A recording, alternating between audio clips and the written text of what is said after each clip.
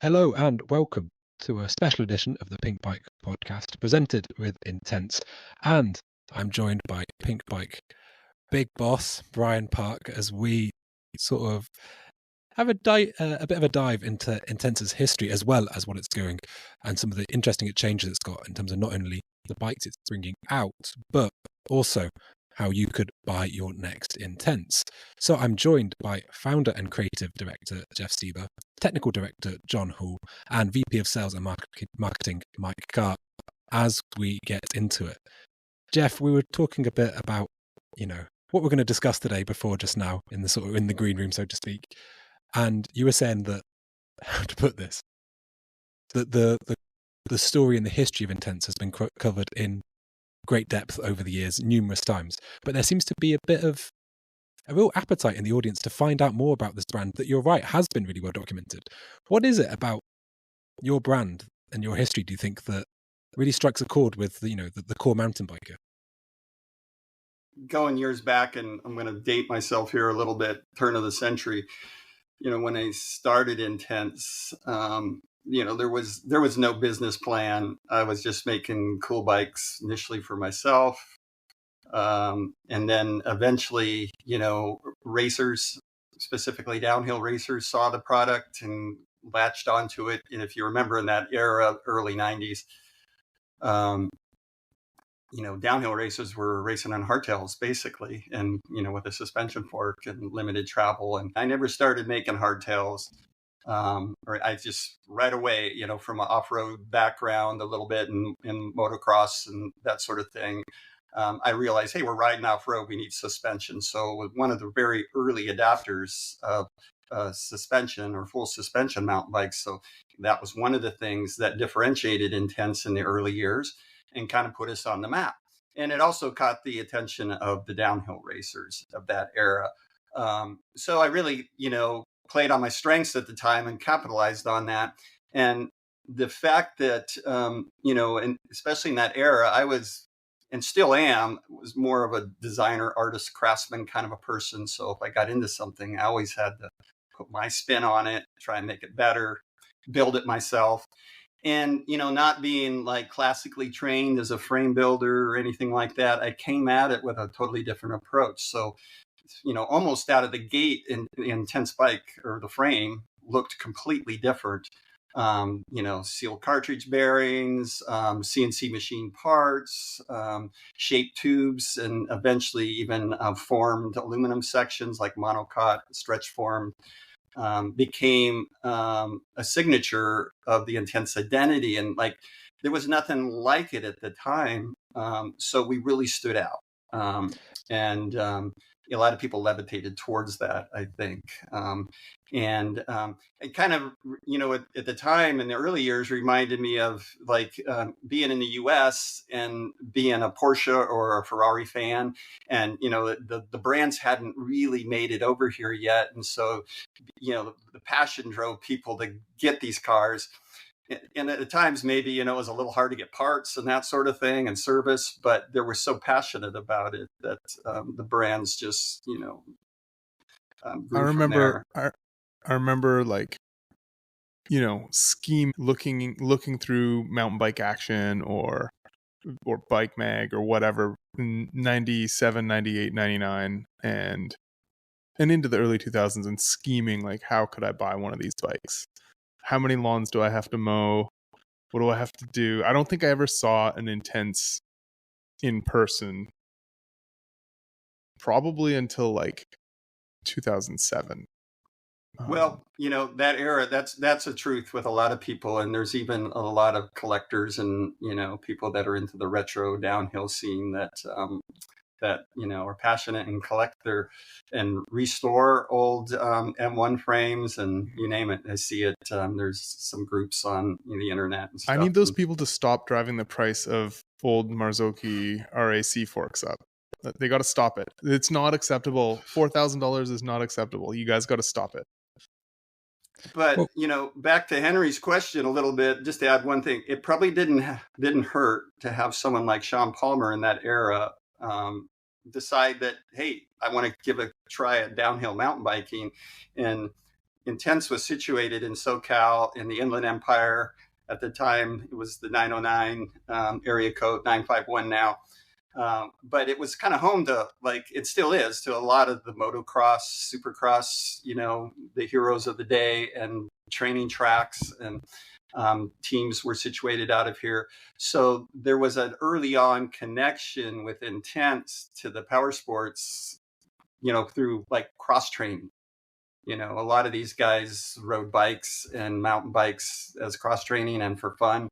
And it related, Palmer, Mike Metzger, Randy Lawrence, sorry guys, I'm throwing your names out there, but it is, it is a big part of this, that kind of magical time in the history of mountain biking and downhilling and Intense. And it really, Intense was part of that really helped change the face of downhill and downhill racing in that era.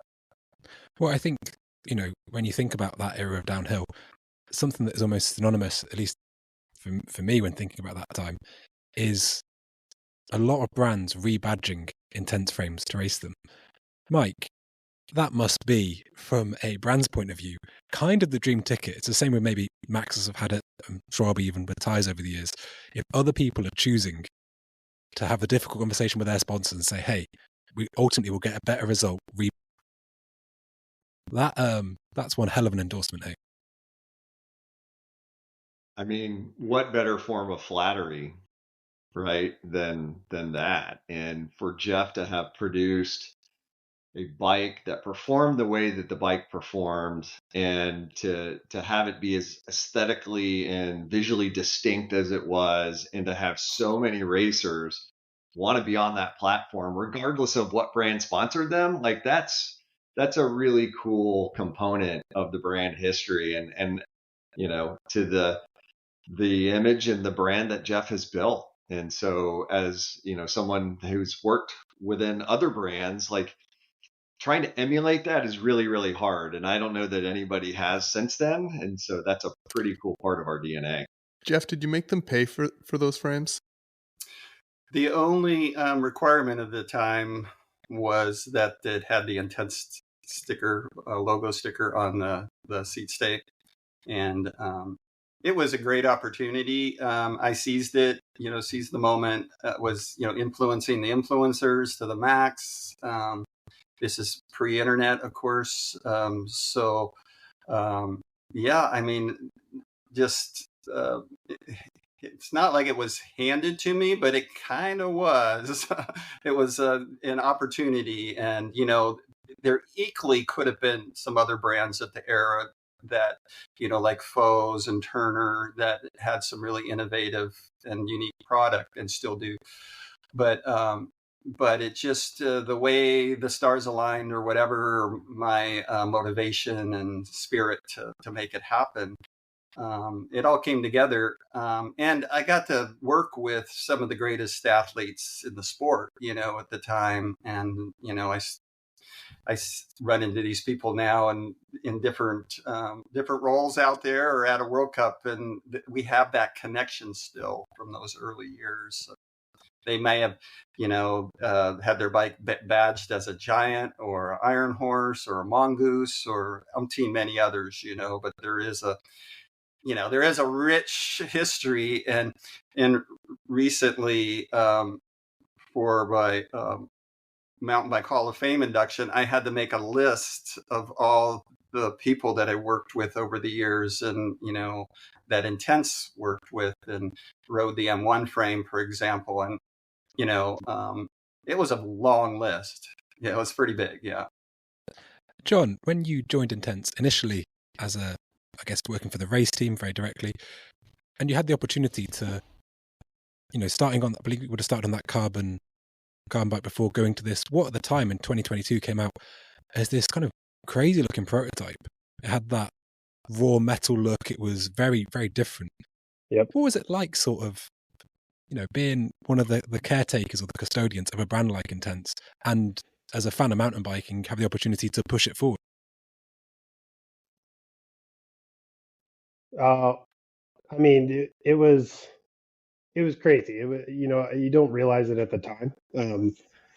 as you know, like when you're part of a race team and a mechanic and working for guys like Aaron Gwynn, like, I mean, head in the weeds, you don't oftentimes look up to kind of realize what you're doing, or what you're even a part of. You know, it can just seem like a regular mundane, everyday run of the mill something, you know.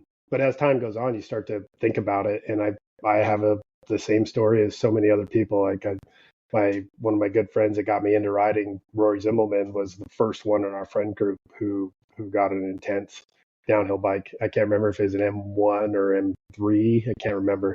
What era? Like what year? Early 2000s. So probably like 02, 03, somewhere around in there. And I just remember, like, first thing I did when he asked me if I wanted to ride it at the bike shop was I just like smashed straight over a curb, and it was the classic like red and yellow with the Dorado on it, and I was like, that was amazing. And he scolded me, said, please don't do that again. You know, but when I first came on board, you know, it was such an easy transition because I lived here in Temecula at the time. I knew and rode with all the guys that worked here anyways. And so it was such an easy, just slipped right in, felt right at home, super comfortable right away. Like I had kind of always been here. But it was different in the way that when you're at the top level in the World Cup circuit, and you're obviously providing feedback to all your sponsors. You know, it's every single component on that bike, you're providing feedback or pros, cons, and you're working with the brands at arm's distance to improve it or change it, and stuff like that. But that was about as far as it went. You know, I had pretty in-depth experience with that, but it was so broad with all the brands and sponsors. But when I came on board at Intense, it was like this whole new opportunity where, it was kind of like all those years of experience and feedback paid off, and I was able to almost like have an influence and impart my knowledge. Finally, it stopped feeling like a trade secret and keeping it all to myself, and I could just like open my book and give it, and it was received by people who wanted it. You know what I mean? It wasn't just like, yep, I'm an engineer, I know better, don't do that, like whatever. You know, it was one of my first conversations with Jeff was, I literally was like the gearbox bike, and he just had a conversation with me one day, and he said, hey, I just want you to know, like, if you ever have an idea, I don't care what it is, how crazy it is, wild, whatever, please tell me. Like, we love innovating, whether it comes to life or not, or if it's just an afternoon project in the workshop, like, or we want to try something, like, just give me a call, let me know. And I was on a mountain bike ride, and I stopped at the top of the climb and called Jeff, and I was like, I have an idea that I've been trying to get across the finish line for a long time, gearbox bike. And then, as you mentioned, that bike that you saw was kind of took over priority. So after starting with the M29, gathering feedback, data, and everything, and then wanting to kind of shift directions on the downhill bike, and then that's when you started seeing all that, and then all that input and effort kind of went into that project. I just have to add something to that. Just watching John grow within our organization, and when I first, I knew him vaguely from out on the World Cup circuit, but more so from the association and the success in racing with Aaron and being Aaron's head mechanic.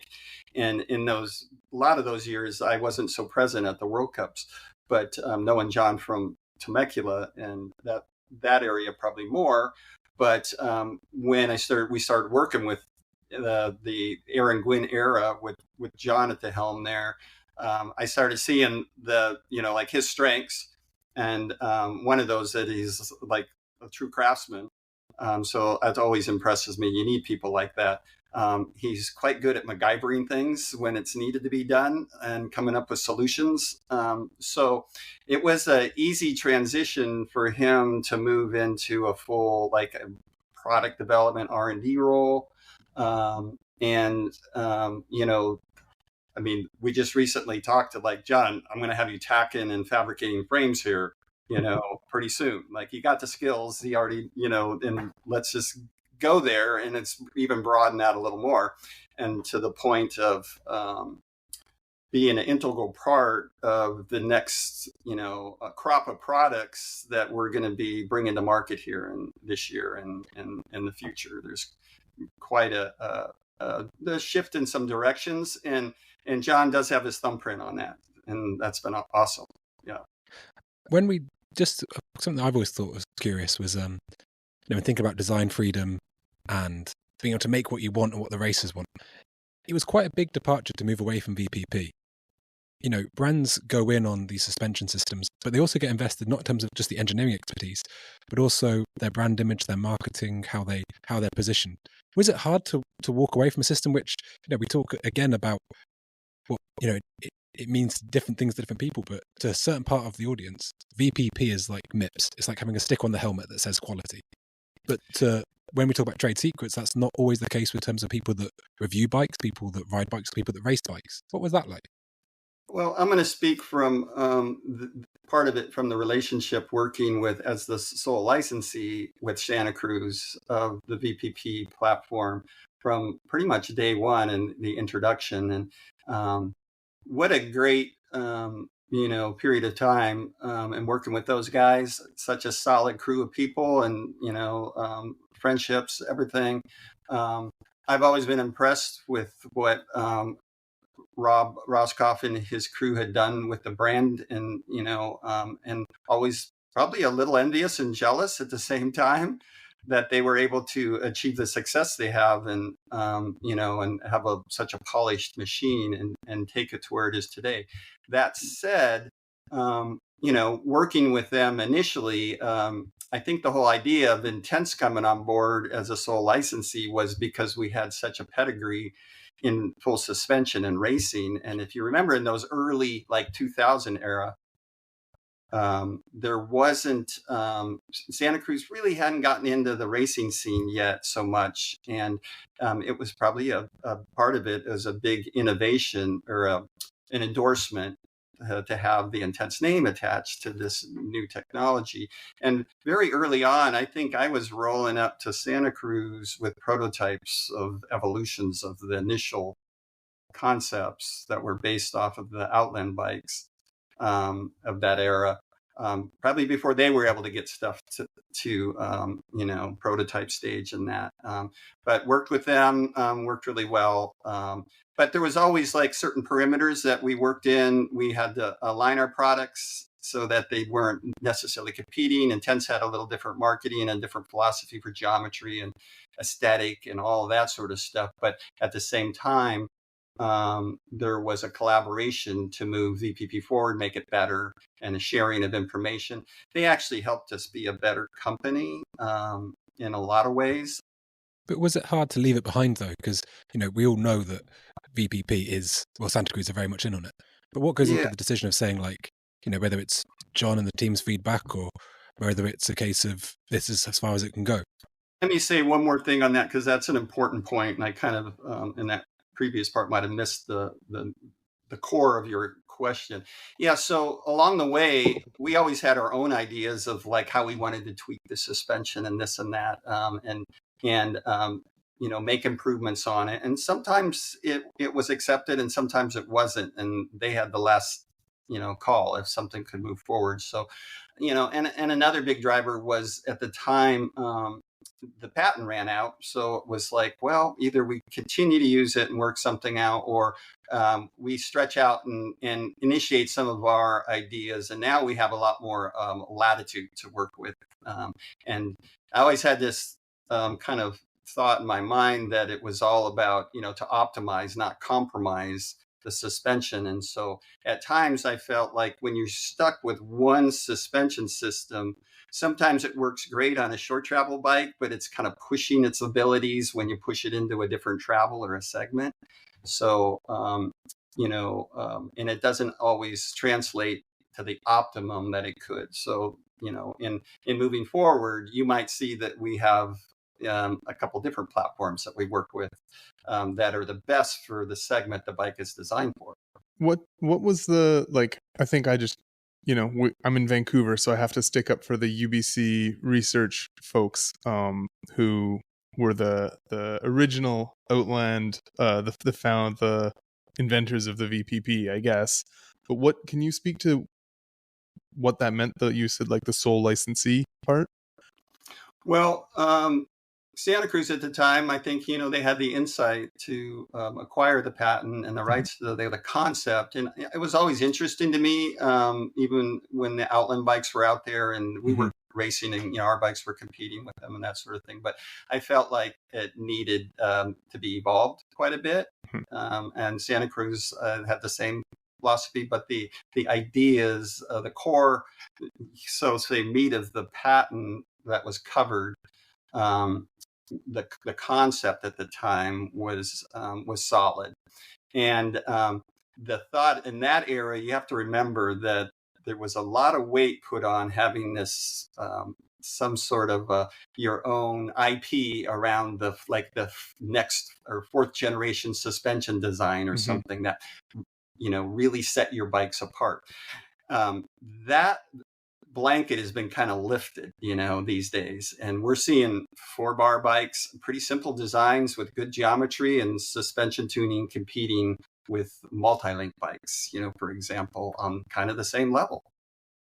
I think to your point, Henry, it wasn't difficult to depart from VPP once we realized that kind of basically the shackles were off. We hit a point where we said, what if we just removed any limitations? What if we just wipe the slate clean? What does that look like?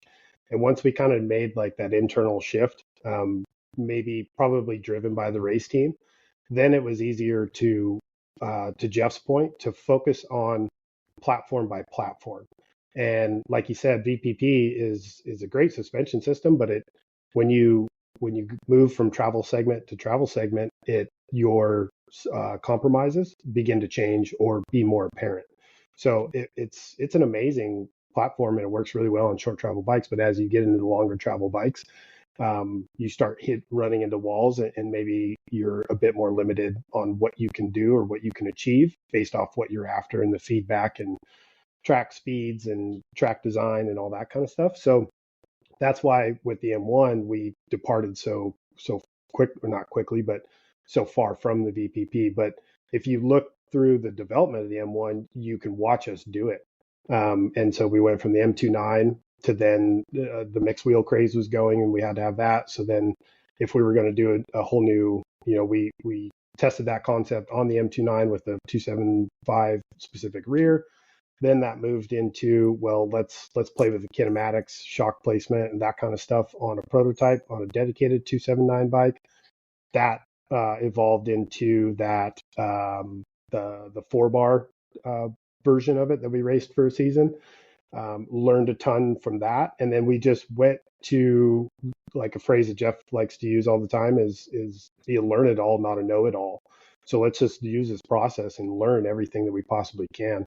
And then we learned everything from the 4-bar, and then we went to the multi-link or the 6-link version of it. And so it was a very natural progression to move away from VPP on that specific platform, but we're not abandoning it by any means entirely for the brand. If I could just jump in as well there, because in an age of CNC prototype frames, some of which these people tell you they cost 25 grand to make one. These what you think? Hey Henry, how much do you think it costs to have Jeff weld a frame up? Come on, it's going to cost. Well, I was going to say, what's his day easy. rate? Is it 25 grand? Yeah, probably. Well, yeah. I was going to say, what are the cost implications doing it in welding?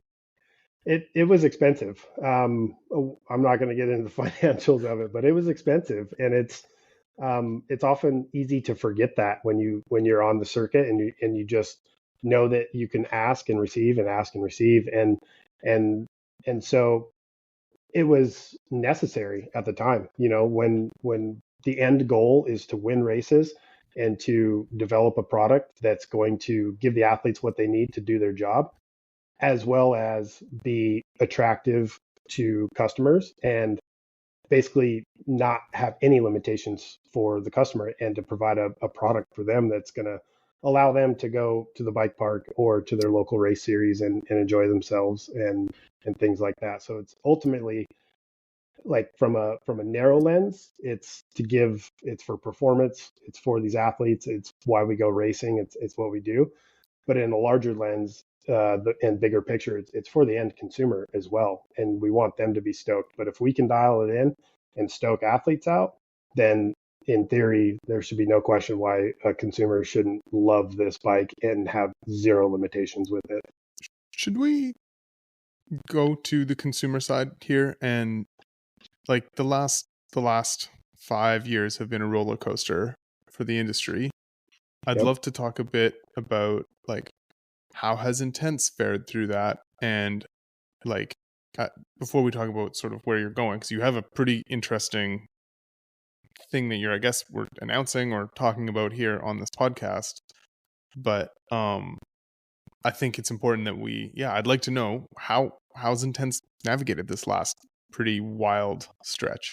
I'm going to let Mike handle this part of it, but it's what drove what we're announcing now. Going back to what I said, like you kind of have to lift your head out and come up for a breath of air from racing, and remember why you're doing this, and it's for the customer. You're building a product for people to go out and enjoy their weekends and enjoy their group rides with their friends and get to the bottom of the trail and be friggin' stoked on what you just rode and the equipment you're on.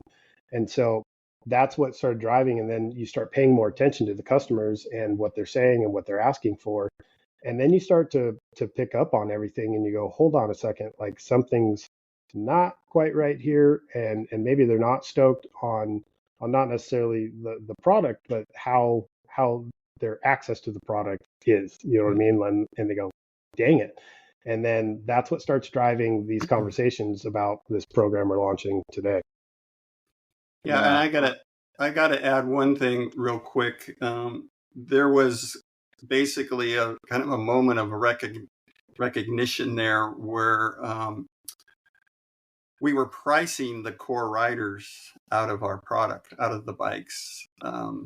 That was happening, and even before COVID and the kind of the bike industry depression, so to say, or recession that we're in, that was driving me to like try new things and different ways to get product to the market to kind of bring the prices. You could have a premium boutique bike at a reasonable price, and made it accessible to those core riders and Intense fans again. So one of the things you did to deal with that was to create some of these quite inexpensive or good value opportunities through, say, like the Costco deal. How did that, like, was that a positive for you folks? How do you feel about that? Yeah, I can jump in on some of this, and maybe I'll start by saying what we talked about in the green room before this recording started, which is I, like you guys, I'm a mountain biker first. I'm a consumer of mountain bike goods first and foremost. That happens to get to work in the industry, which is super rad. But having been a consumer, having purchased multiple mountain bikes in my day before I got into the industry, and since I've been in the industry, it's like I have a pretty good sense for how that experience goes. And to go back to the original question around the journey of the brand and what Jeff teed up is, as Jeff made the decision to go from US based assembled aluminum frames to Asian manufactured carbon fiber frames, that was like that first step into like full bike production. So we went from frame focus at that point to bike focus. And could you give some dates here just to help people understand what time scale we're talking about here? Yeah, 2009, we were pretty late to get into the carbon game because, again, we were a premier U.S. manufacturer of high-end alloy frames. And just like we saw happen, in that era and even earlier with carbon, with road bikes moving the carbon fiber, the same thing was happening, obviously, with mountain bikes. And that was tough because that was one of our big unique selling propositions for the Intense brand, was that we had a we differentiated ourselves by the frame, like extensively. Like we were a frame only brand, and we sold lots of frames around the world. You know, we had a complete complement from XC all the way to downhill. Speaking of differentiation there, Mike, could you just help, just to go back to that sort of Costco point, because the word differentiation is really interesting, because a lot of consumers have been told over the past 10 years, carbon is the premium product. It is where the cost goes, etc. And how that works, because in some ways it feels like these are dovetailing a bit, because it's the I believe there'd have been the 951, some of those bikes, the carbon bikes in Costco, and then the race team is racing a hand welded aluminium bike, and then the M1 is released as the ultra. It's almost like, was carbon being premium all just a ruse? What is going on with that? Yeah, that's a great question. And what I would say is, if we go back to the history of Intense and that moment in time where Jeff took that bold step to say, I'm going to scale from a US based alloy frame company to a much bigger, more capable Asian based carbon fiber bicycle company, because that's the natural progression, right? Like, what brand wouldn't want to take that next step and generate that scale and that reach and really drive your brand across the globe? That's the natural step. But what happens, and what happened for the Intense brand, is you start making compromises and you start recognizing that now you're playing a game against much larger, much more heavily funded brands that make it really hard for a small brand to compete upon. While that's occurring, I think you're also sort of detuning the uniqueness of the Intense brand, right? Because what then happens is you're not focused as much on the frame design and kinematics and the uniqueness and the craftsmanship, but now you're starting to compete with all these other brands on a spec level and less on a frame level and a kinematic standpoint, and what's so unique and distinct about the frame, which is the heart of the bike. And so we naturally went that way, and then found ourselves going, wait a minute, this is a really tough model for a brand of our scale. But once you go there, you're kind of there, and it's like, how do we make the best of that? So that was sort of like that first step towards big scale, big production, and that being in Asia through carbon manufacturing. And of course, the perception is carbon fiber is a superior material. It's lightweight, vibration absorption, all those things, and it can be mass produced in a way in Asia that alloy just can't touch. So that was a natural course of action, I would say, for this brand. And through that time, I think that, and this was pre me, but Jeff can speak to it, like there was a struggle to really understand, like, how do we provide the rider with what they want in a way that it fits a budget and it fits a value proposition, but we're trying to do it when we're competing with brands with way more purchasing power and way more scale. And we struggled. The brand struggled. And it was as we started to get closer to COVID, and obviously that was the big global surprise. Like, no one knew that was coming, but some of these cracks in our own system were already being highlighted, and we were already trying to figure out, like, okay, what do we need to do next to make sure that we're focusing on what's most important for the rider, and that is so aligned with us as a brand. And as that was going on, we were approached by Costco. Okay, so imagine you're a small little mountain bike company in Temecula, California, and one of the largest retailers in the world comes knocking on your door. You're probably going to take that meeting, right? Because the opportunity to harness that platform as a segue to scale and to do all these great things that we wanted to do was interesting enough for us to have that conversation. And, Jeff can talk about this probably better than anyone. I think that when Costco presented their premium offering and how their strategy was to step into a much higher level of premium offerings for their ridership, the ask was, would Intense like to be interested in that? And fortunately, I think at the time, Jeff and others were uncomfortable with allowing the Intense brand to go down that road for obvious reasons.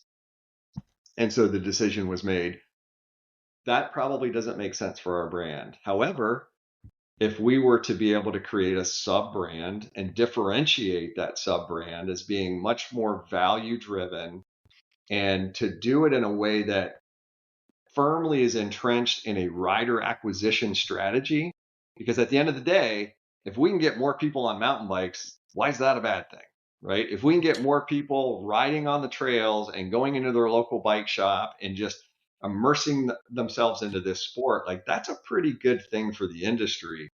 And that strategy really was hinging upon customer acquisition and trying to do it in a way that kept it separate from the Intense brand. The reality is that all of this happened right about the time COVID was coming about. And suddenly there's an incredible amount of supply chain disruption, right? And so the story goes. And what I would say about the Costco approach and the 951 brand was that it was not optimized for that true separation of Intense to 951. And it wasn't optimized enough in understanding who the Costco buyer is and creating even further distinction between the Intense buyer and perhaps the Costco buyer. Would you do it again? If you had a time machine going back, would you make the same decision, do you think?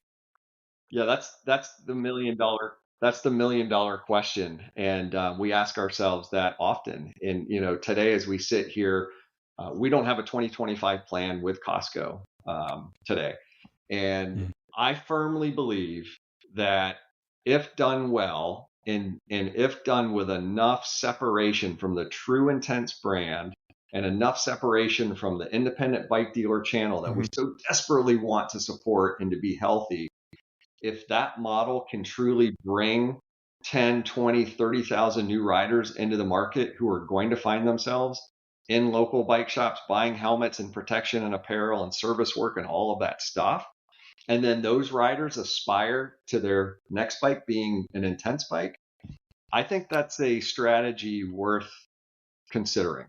Jeff, how did the dealers react to the Costco program?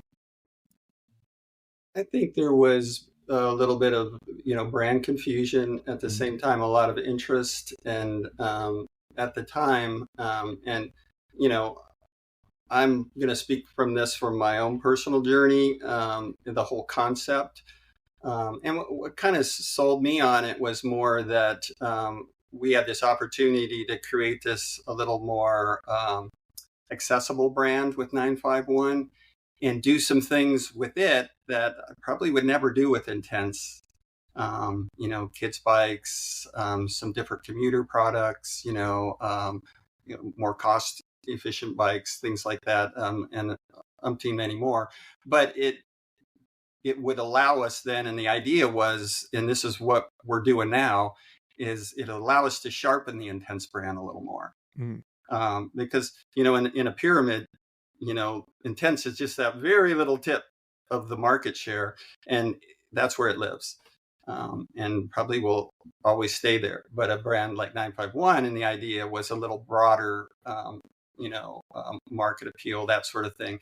And I'm going to go back a ways, because this journey started along when we were talking about Intense going from a premium alloy U.S. manufactured frame company to doing carbon and complete assembly out of Taiwan.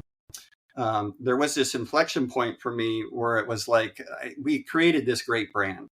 And the brand always created this big shadow, like compared to the actual enterprise or the company itself. So we get journalists or people visiting us at our factory, and they're going, "Oh my God, I thought you guys were much bigger, on a global scope and all, because of the brand just carried so much attention, and I guess through different periods of the life there.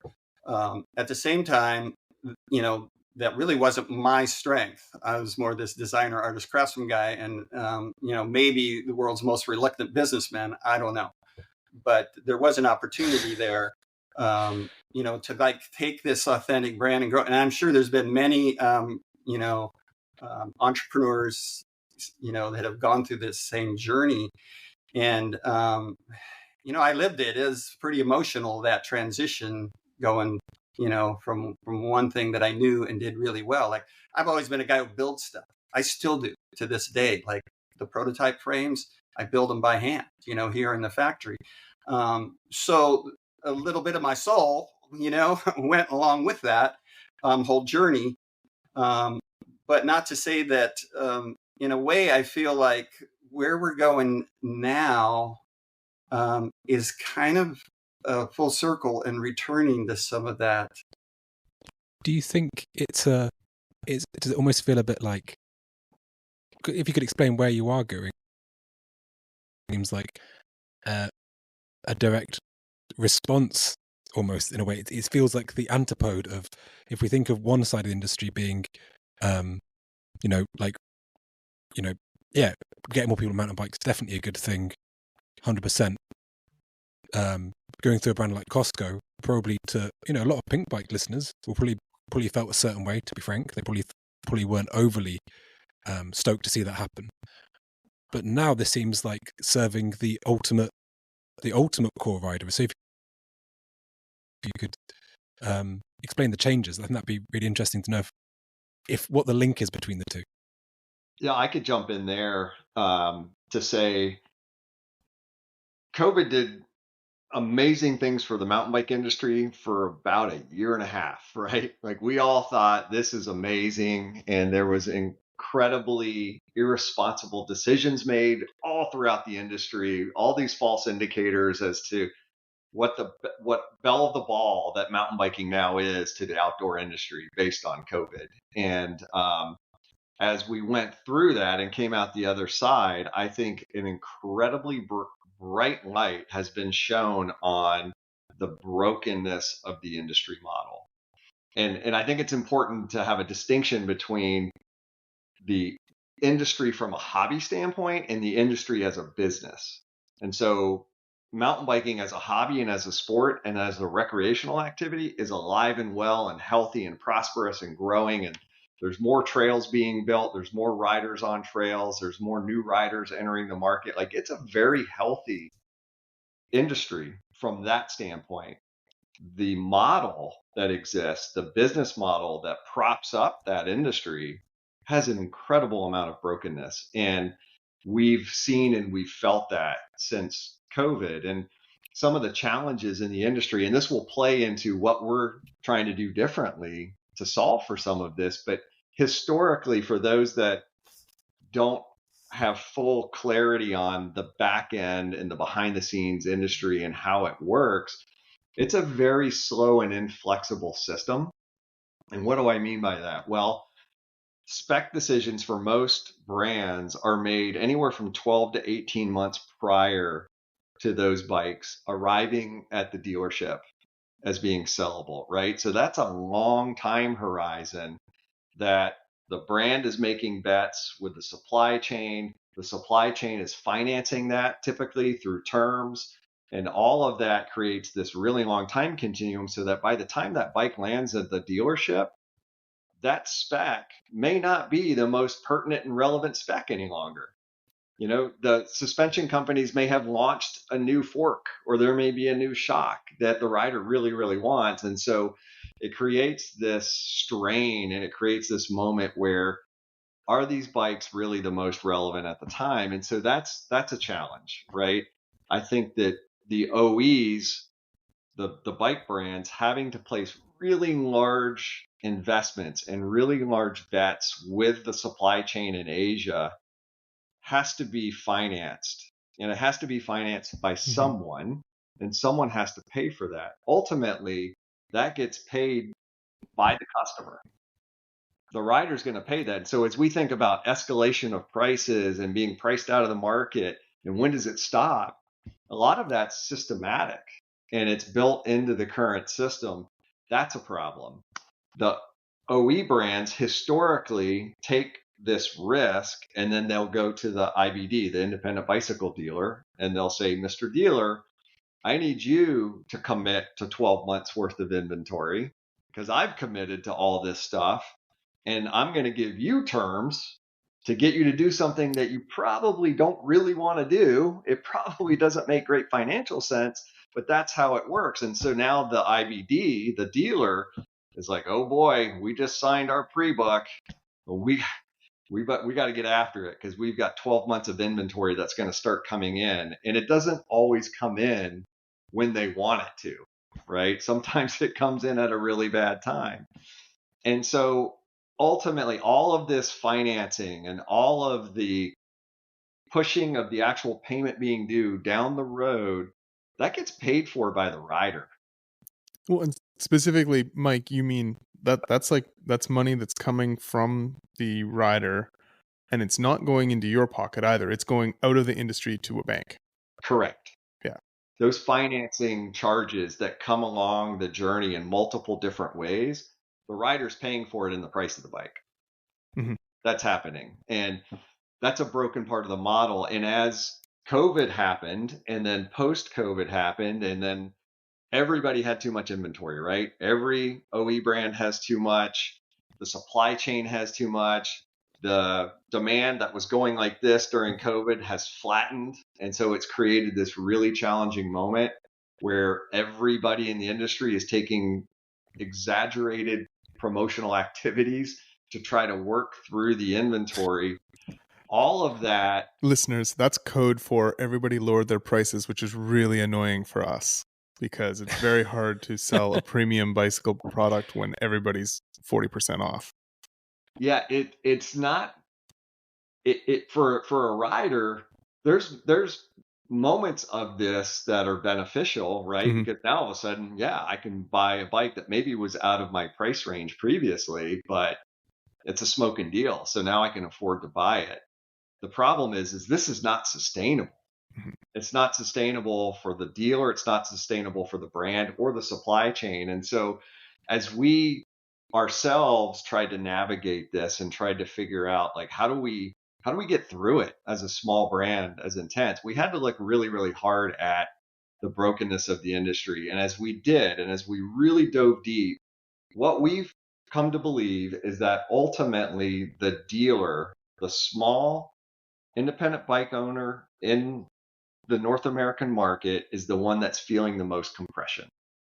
They're feeling the most risk. They have the most pressure. And it's because they have all this inventory that they had to take. And now their OE partners are discounting it all. So it's devalued everything that they have.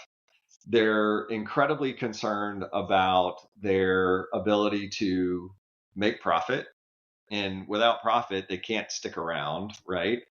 So they have this inventory risk, they have credit risk, they have cash flow problems, they have model SKU proliferation where there's just too many choices and you can never get it all right. So all of this is just squeezing your local bike shop. And they're like, how do we survive?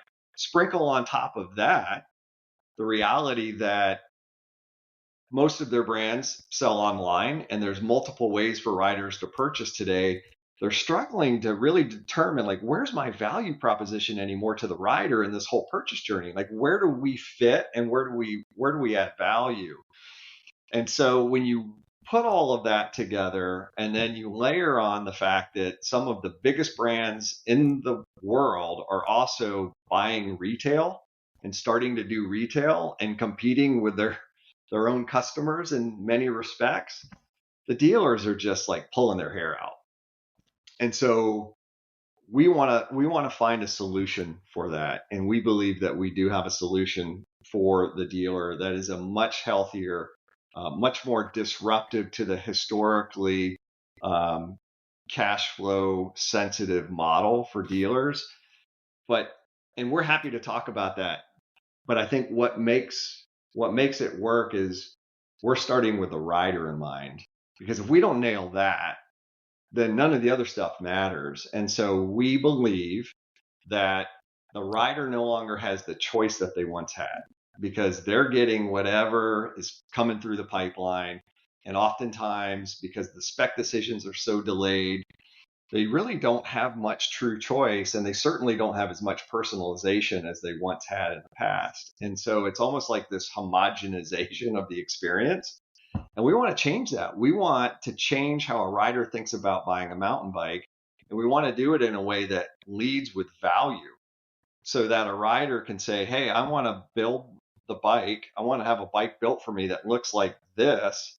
And when you compare that build to the competitive bike that already exists, that the OE chose all the parts for, it's at a price value to that. So can you explain what you're proposing? Like, I'm a small bike shop, and historically I've been an Intense dealer, but maybe I haven't been doing a lot in the last couple of years. But I like the brand, and the riders in my area like Intense to some degree, or it's like a viable option. What's it going to look like for me as a bike shop owner? So we are launching a program called the Intense Frame First program. It goes all the way back to everything that Jeff Stever talked about in the beginning. This brand is about the frame first. We fundamentally believe it all starts with the frame in terms of the experience that a rider is going to have on the trail.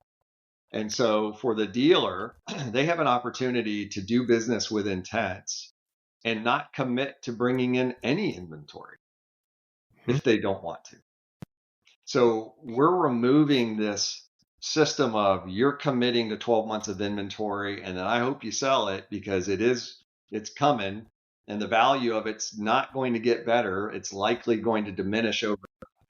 What we're saying is, let's provide the rider an opportunity to optimize the bike the way that they want it without any compromise, to do it in a value. And we're not asking the dealer to make any sort of substantial inventory commitment. So it becomes a cash flow positive transaction for the dealer to have a customer come in and say, hey, I want to get a mountain bike, but I don't know what I need. And so rather than selecting from the sea of the same, the dealer can immediately step into the expert voice and say, well, how do you ride? Where do you ride? Let's get a bike specifically optimized for what you want and what you need. And the dealer is able to do that in a way that does not require cash outlay and capital and all the risk and everything of that nature. So they're essentially building a bike for the rider the way that they want it. They're going to choose the frame from Intense. So they'll go on to the B2B site and they'll pick the frame. So let's say it's a Tracer and I want the red one and size medium. Of course you want the red one. Come on. I have to lead with red, right? Yeah. And then it's time to pick the components. We have the benefit of having built a relationship, a working business relationship with Quality Bicycle Products. So this Intense Frame First program is powered by Quality Bicycle Products. And for listeners that aren't bike shop people, Quality Bicycle Products is QBP. That's it's a parts distributor in the US. It's the biggest one, right? It's the largest parts distributor in the US. Yeah. By far the largest. 98% of bike shops in the US and Canada have a QBP account. Yeah. And so the dealer is very accustomed to conducting business with QBP, as we refer to it, on their B2B platform. So typically if you're a rider and you go into a bike shop and you need to order a part, more often than not, it's probably coming from Quality Bicycle Products. Okay, so I've got somebody convinced. I've got a consumer convinced. Maybe I have a demo bike or whatever. They want the Intense. We go on the site. We choose the XT spec, but we give him. He really likes those new Mavens. He's got Mavens on there. And hey, it's we're coming into winter, so I've got mud spikes or some bigger tires on there. We press order. The dealer order it. Do I also have to, is it coming as a bunch of parts in a box, or is it coming semi-assembled like from a Taiwanese assembler, or how is it arriving? Yeah, so the frame will arrive from Intense in a frame box as it would normally. The components will come from any of the 3 US-based warehouses from QVP in a box, or in some cases a couple of boxes. and that will all land at the dealership, and then they will assemble that bike ground up as would normally be done at Asian assembly. The problem with the Asian assembly model is all of that profit for that assembly stays over there. In And this it's case, on credit. Yeah. yeah, well, in this case, the dealer's assembling the bike, and as a result, they're able to participate in the service revenue stream of assembling that bicycle. What about the halfway house? I know someone like, as an example, Pivot do a lot of their in-house assembly in the US, and then they ship out. Where was did you, or is that something that what's the difference and the benefit to the consumer of outsourcing the assembly as well? We feel like the more we can support the dealer, the more healthy the dealer will be. The more we can support the dealer as being that critical component of the purchase journey for the rider, the better for the dealer and the better for the customer, because that dealer, that's their local market. They know the local trails. They understand bike setup in a way that's kind of hard to do at an arm's length sitting back at headquarters. So we want the dealer to have that assembly opportunity. Now, some dealers will be stacked up in service and they're like, man, I'd love to do this, but I'm 2 weeks stacked up.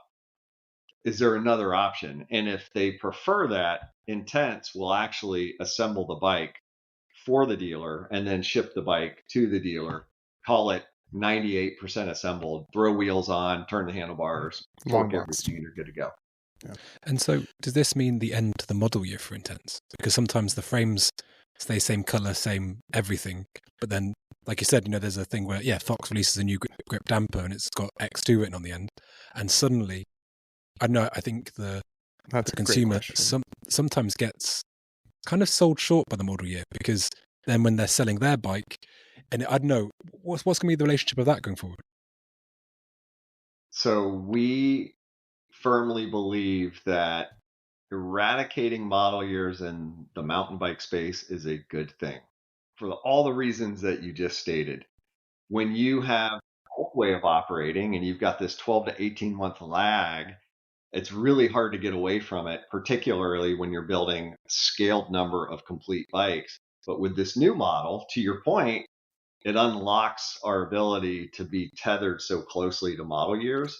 So while I won't say we won't have model years in 2025, we are striving to eventually not have to be beholden to model years. So I, the small bike shop owner, I have to pay a kid or a mechanic that has a wage to build. It doesn't have to be child labor, Brian. It doesn't have to be child labor. I know. It's like, I prefer it to be child labor, though. Yeah.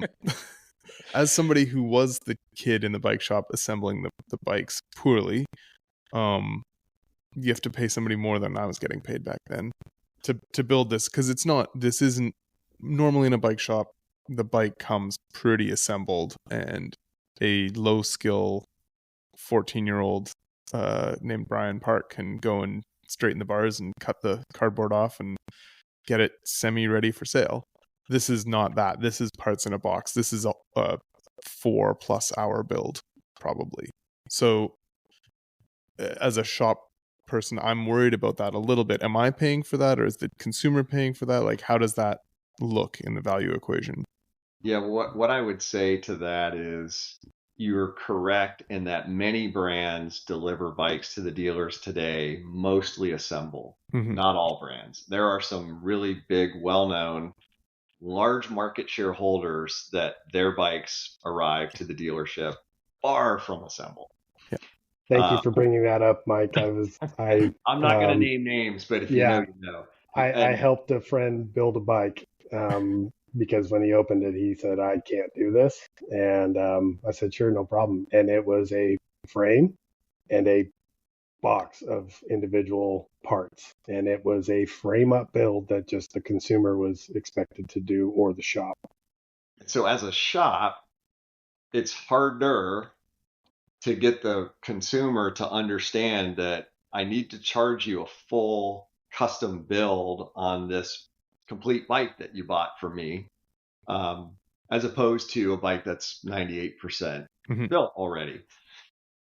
In this realm of true custom bike build, it's acceptable for the dealer to charge the commensurate service rate to have that bike built, whether it's 3 hours or 4 hours. I think average is probably like 3.5.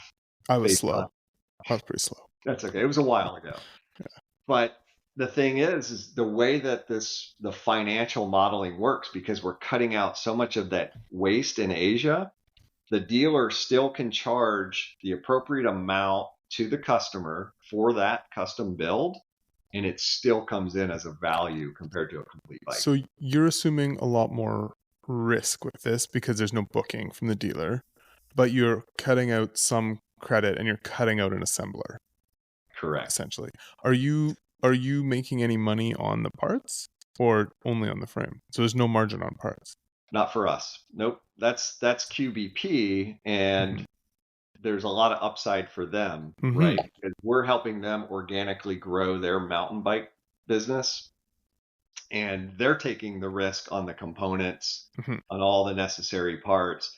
It's what they do. It's what they do every day. So their risk mitigation is real compared to ours, because they can sell these parts to a dealer at any point. And I'll maybe speak to the bikes are the hardest way to make money in the bike industry.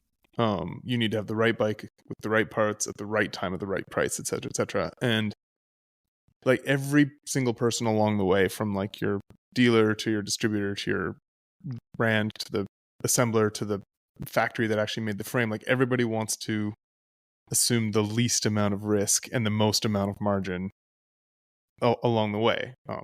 That's business. But what you're proposing here, what you guys are launching, is less reliance on the assembler in Taiwan, usually in Taiwan, not always, and more, and then just saying, hey, we're okay to not make money on the fork and the shock and the tires. We're focused on what we do well, which is building frames that are performance driven and aesthetically distinct and are going to blow people away. And with that being our core and going back to our core, that enables us to not concern ourselves with trying to make margin on a complete bike and all the various components.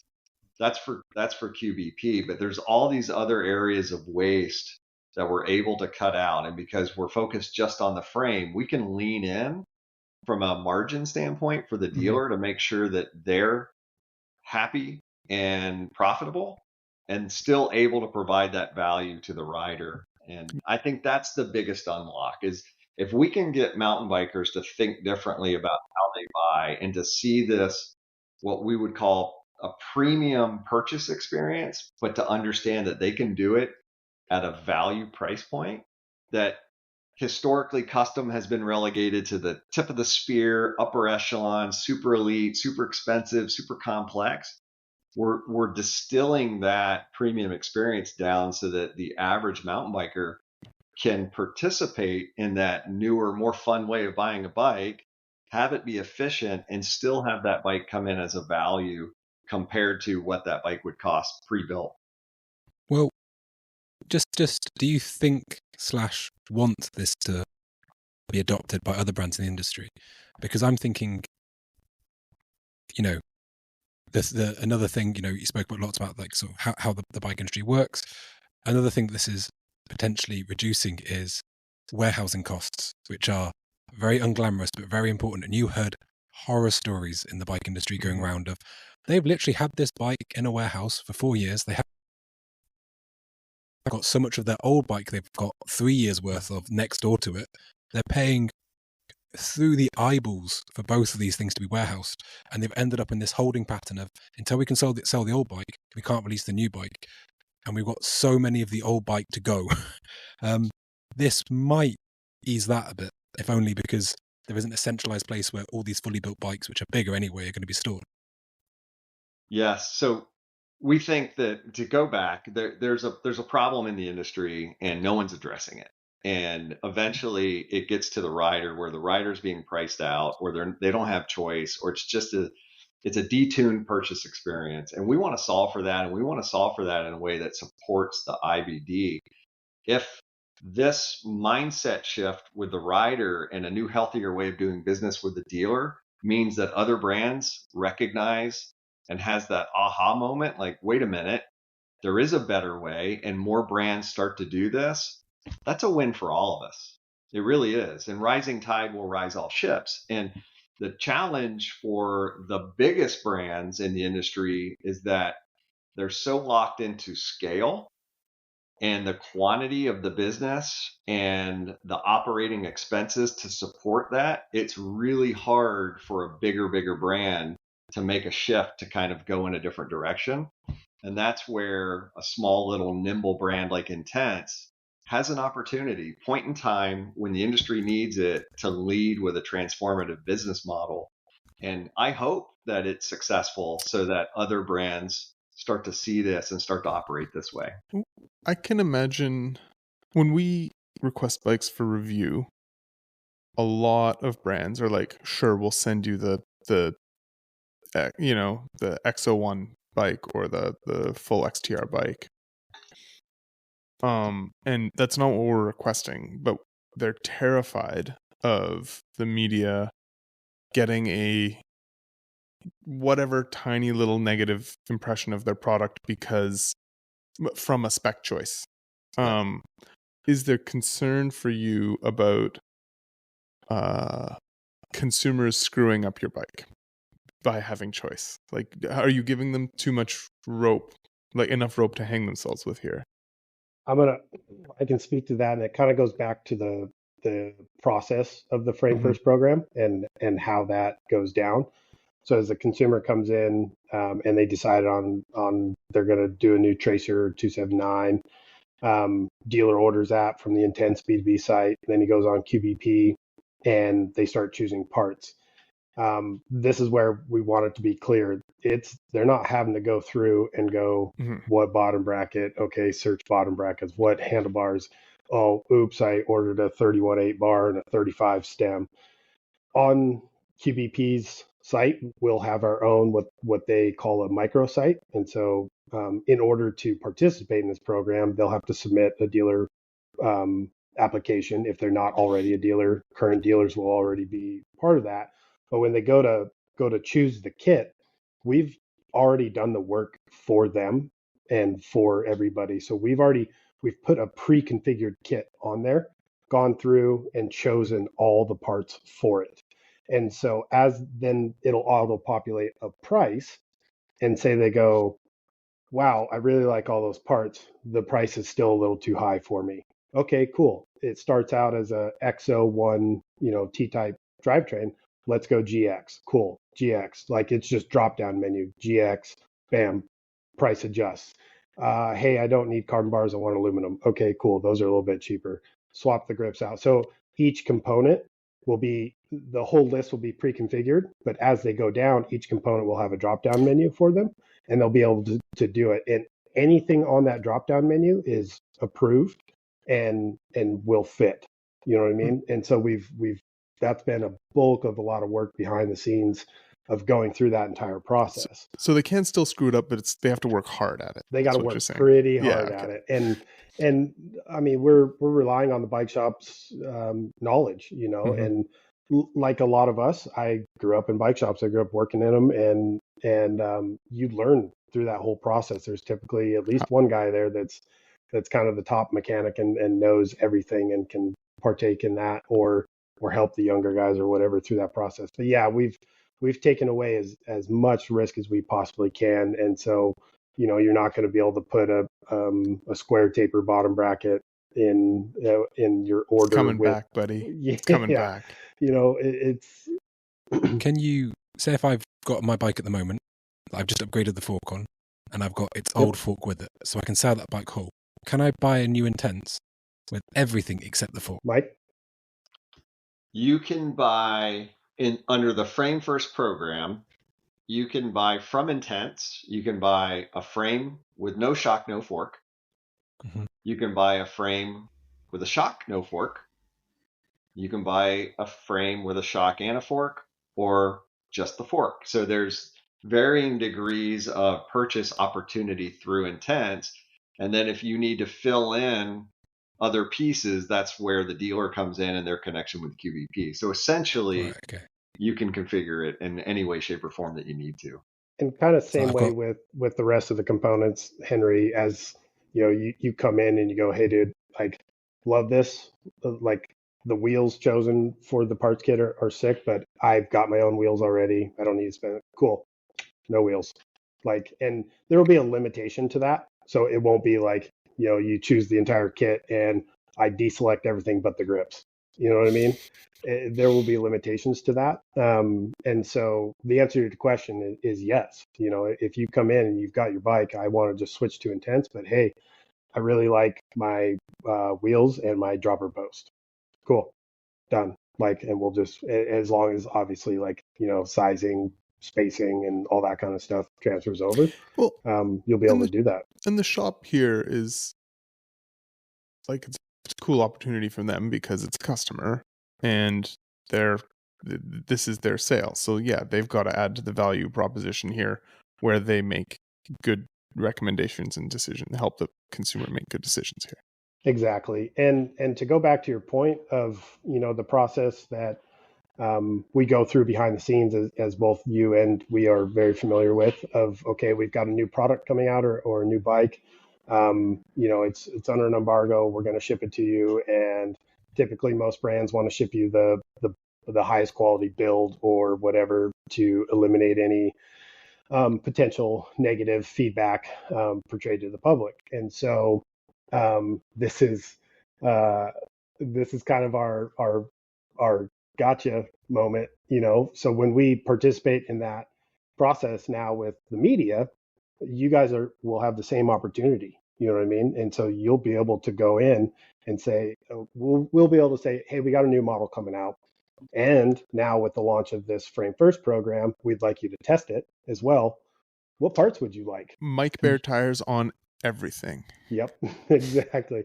And so what it does though is it's positive for the consumer because they're going to get a much more direct, much more honest review and opinion of the bike without going, hey, like I really like this, but gosh, these tires just really didn't do it for me and it kind of ruined my experience. Now you'll be able to personally, if say, Brian, you're the one testing, you can go through, you choose all your parts. Now what you're able to do, what you're familiar with, what you're comfortable with, what you like, what you prefer, you have it. And now what you can do is truly eliminate all these factors and really focus on how does a bike ride? How do I like the geometry? How does it behave here? And it really drives the focus back to the frame. So has a group of like angry product managers not come and tried to lynch you guys for killing their jobs? Like, no, not yet. Like, how does that? We have an awesome product manager. But I guess they don't have to worry about, they spend more time probably analyzing the competition than they do like banging their head against the spreadsheet. Well, that and we haven't completely taken their job away. We're still going to offer complete bikes to both our dealers and on our website. And so we haven't completely eliminated the job of product manager just yet. So this is just an opportunity for people to really capitalize on exactly what they want to help the dealer eliminate some risk and participate in a more cash flow positive model. And for that end consumer to be stoked when he rolls that bike out the door, to our point earlier of, dude, I just bought this new bike, complete, and I'm stoked on it. And next week he opens Pink Bike up and here's the new fork from Fox and it has all these new features, this, that, and the other. And he goes, dude, now my freaking bike that's a week old or a month old is out to date. I don't have the newest fork or whatever. You know what I mean? And obviously there's still an opportunity for that. But as long as it's available and out and available to the public, he'll be able to select the option, put it on there. And when you're at the trailhead, like, dude, this is my bike. I chose all these parts, or my dealer helped me choose all these parts. So instead of, having two of the same bikes or two same build models that you run into somebody and it's like, oh, cool, high five, we got the same bike. Now it's cool, high five, we got the same bike. Oh, you chose Fox. Oh, you chose RockShox. Oh, I kind of like the seat posts you put on there. Hey, how do you like those tires? Like now you've got that. Now you've got that interaction, and like that stoke level goes even one step further when they roll that new bike out the door. Brian, you had asked about the testing in the review world and how that historically works versus maybe how it will work in this type of environment. And so Mike K from Pink Bike and I had a discussion 3.5, 4 weeks ago. And I said, hey, we have a new platform we're launching at Sea Otter. Really want to get it in front of you. We really want to get it underneath your test riders. And we think that it's going to blow some people's minds. And so first question Mike asked was like, can you give me some of the geos so I can start to get a sense for like what kind of bike this is? And then I can decide who's going to ride it, who's going to test it. So I provided him as much as I could provide him within the confines of still confidentiality. And immediately he's like, oh, I want to ride it. Like, okay, great. Greedy said, Kaz. Well, even better. I said, how about this? We're going to allow you to participate in this Frame First program, meaning you're going to tell me how you want us to build this bike for you. And so we've gone through that process with Kaz, and he's defined exactly how he wants this bike to come, and that's exactly how the bike will be delivered to him for that review. So it's really cool that, you know, you bring it up in terms of like, how does that work? And we're already working through it with Pink Bike. We didn't plan this, I swear. I was going to say, I'm I don't put it below Kaz to put some parts wrong just so we can fill some column inches. Hey, Brian. Oh, yeah. Oh, well, it came with the seat post too short. Whoever and, decided the seat post is just wrong. Yeah. Hey, so I mean, we've alluded to it there.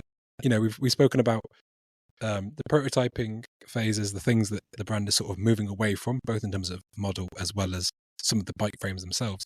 What can we expect? Can we be teased anything? Is this to complement the downhill stuff? Everybody who's watching this podcast, if you're on, see, look what Jeff's doing right now. He's trying to get his head in. Zoom in. Everybody just zoom in a little bit. Get your screen grabs here. Jeff, what's coming? Let's get some secrets out of you. There's only maybe one image back there that might allude to nice. a new direction. But again, just seizing the moment, opportunity to evolve what's next for Intense from both the architecture of the frame. We've always been strong on a striking appearance of the bike.